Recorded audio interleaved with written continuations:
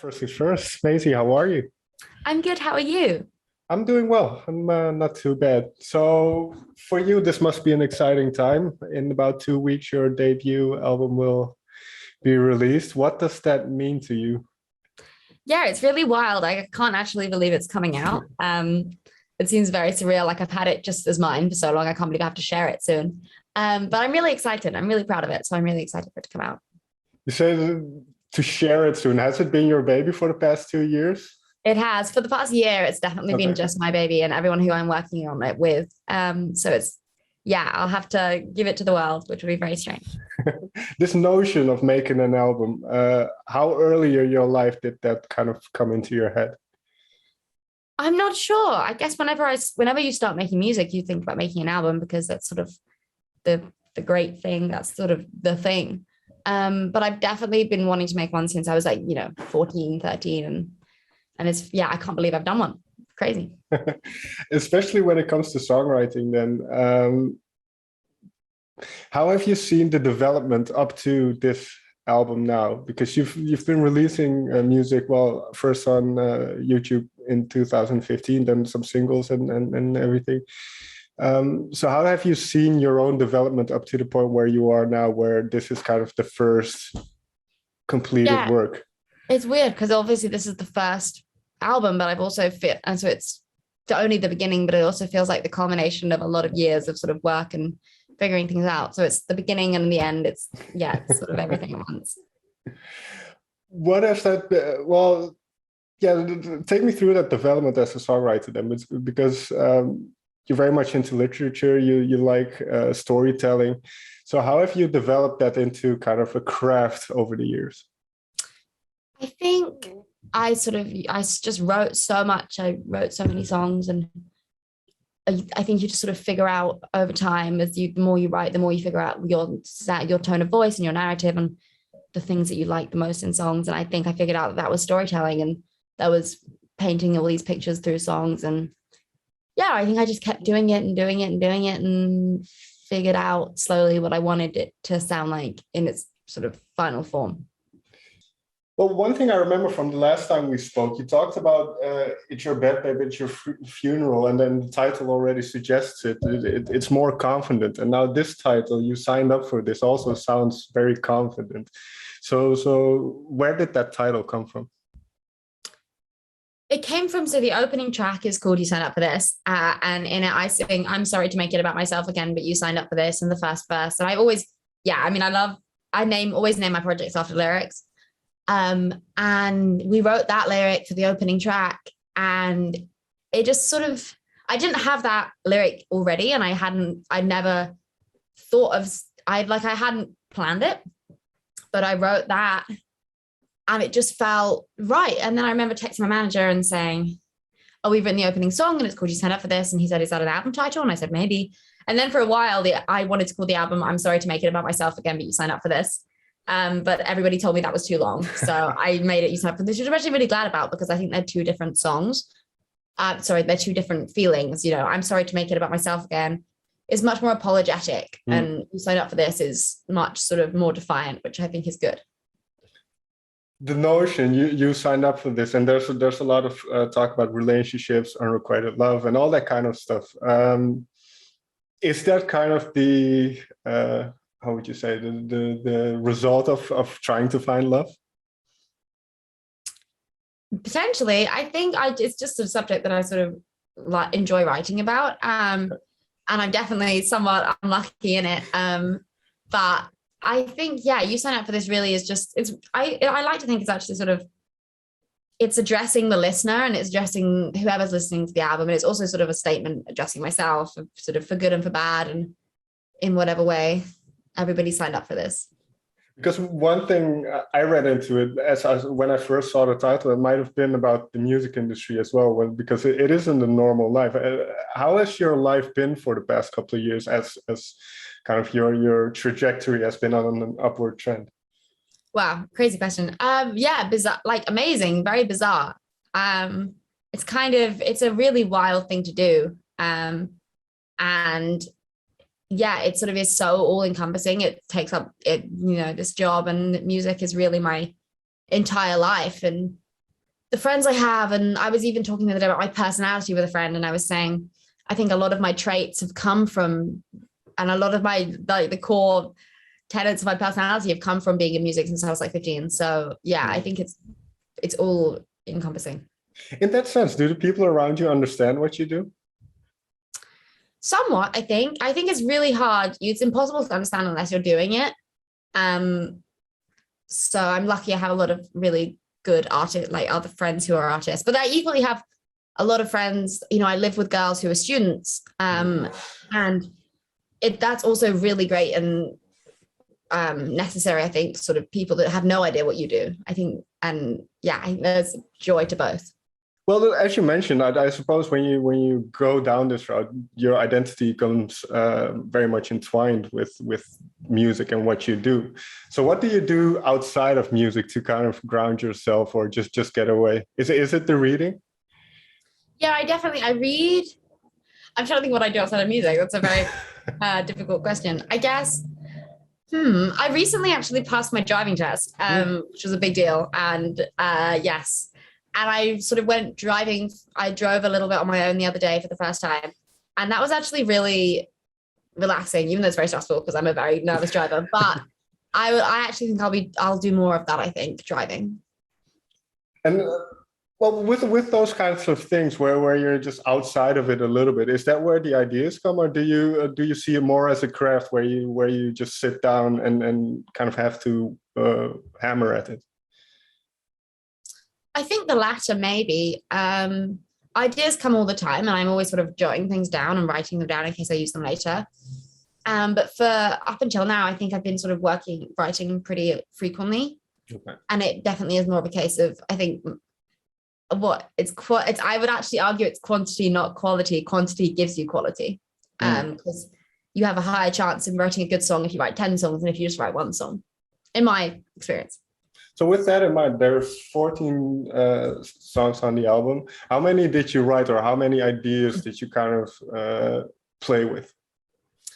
Oh, so many. I wrote so many songs for this album that didn't make it, which is really sad, but that's the way it is. Yeah, I was just so many songs.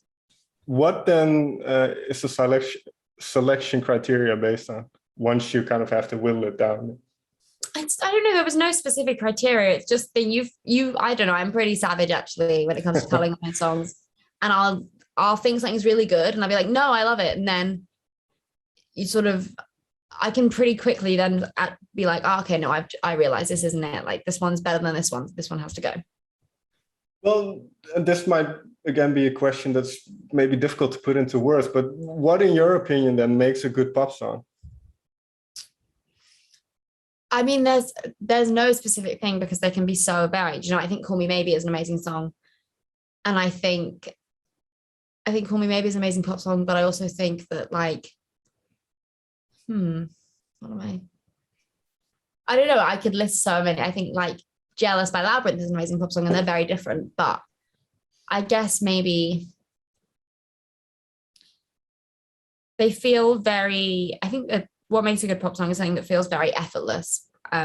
Because I think that's the misconception about pop music, is that it's dumb and it's easy, when it's actually like incredibly difficult to make something feel so effortless and sound so effortless.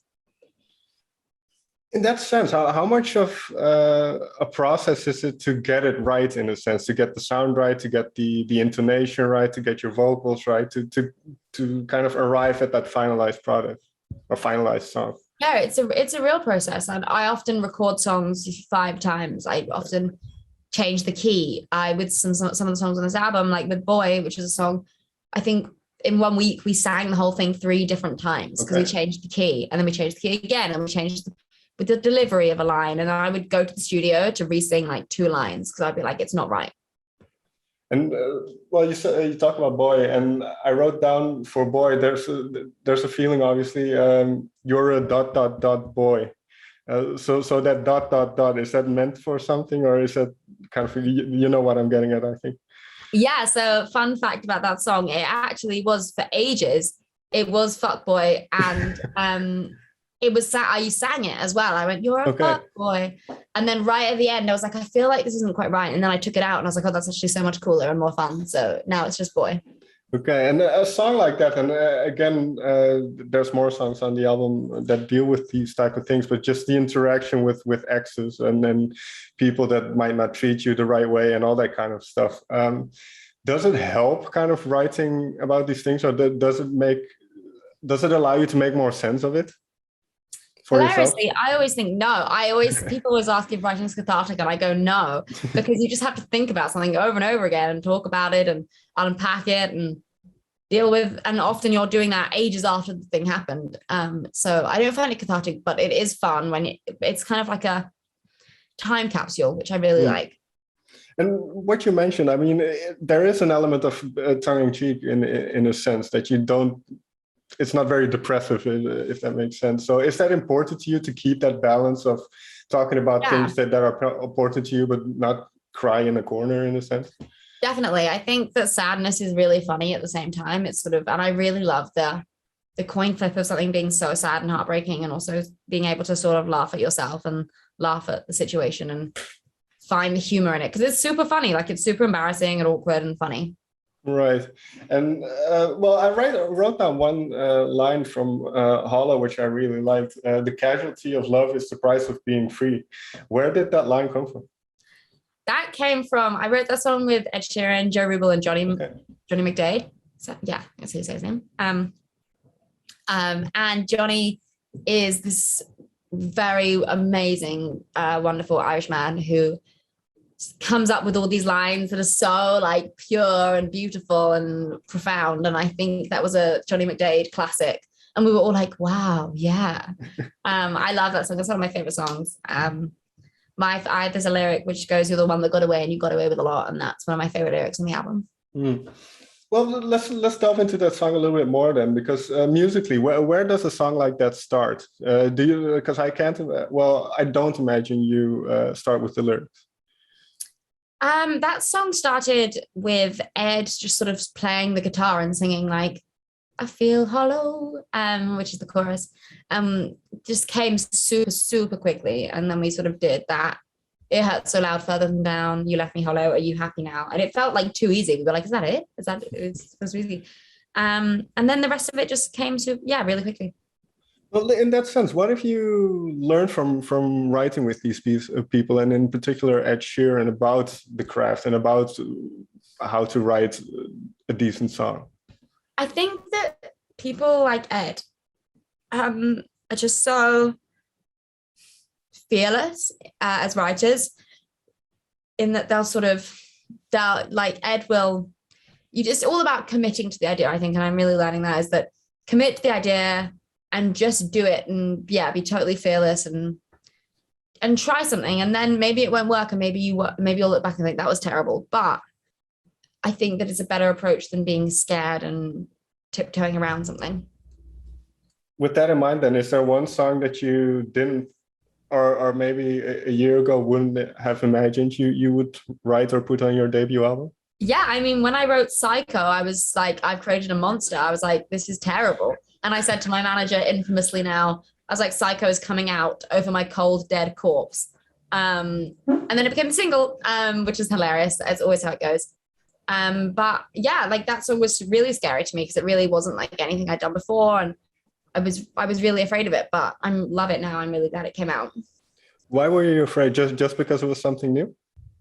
It just felt very different. And I guess I was worried about if my fans would like it. And I was just, it was sometimes songs like that are just scary, because you're so obviously trying, which I actually love. I'm a try hard through and through, so I don't mind. But yes. I find that interesting, because when you release your first couple of singles or first EP, you don't really have an audience yet, and you can pretty much do whatever you want. And you mentioned kind of now having in the back of your mind the people that have listened to you and will listen to you. So how has that affected the album, or how do you cope with that? Yeah, I think that I'm really lucky. I have the best fans ever. And I know that they love what I love. So I guess that just gave me more confidence to maybe do what I felt like was right. And then with Psycho, I think it's probably like a fan favorite. Everybody loves it, and it goes off at shows. It's like the most fun ever. So it worked out. Maisie, may I thank you for your time. Thank you so much, Robin. This has been so great.